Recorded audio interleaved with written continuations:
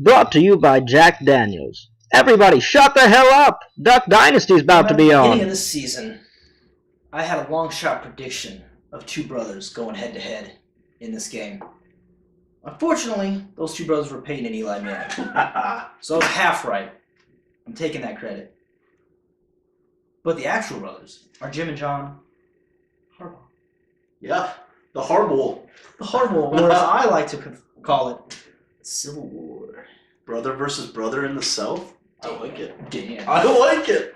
Now you look at this game, and obviously you got Jim Harbaugh. This is in his second year with the 49ers. He's been a head coach longer.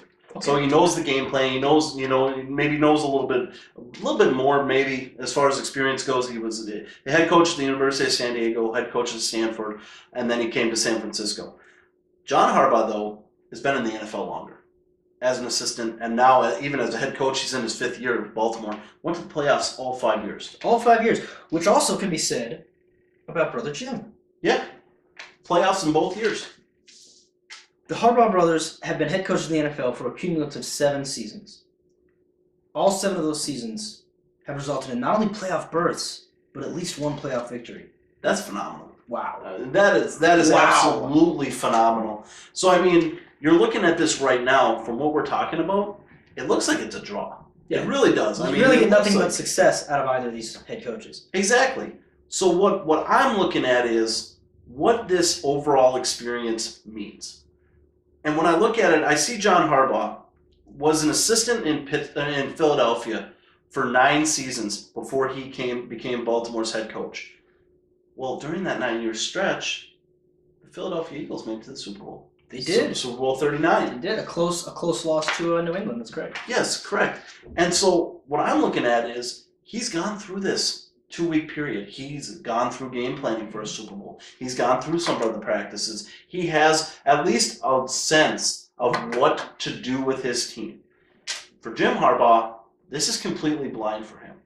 And for a lot of coaches that get in this area, they don't know how they're going to react to this. Well, what do we do the first week? And then, okay, do we keep all of our cramming sessions in for the second week, right before the Super Bowl? How do we do this? How do we handle player time off? How do we handle curfew? All that kind of stuff.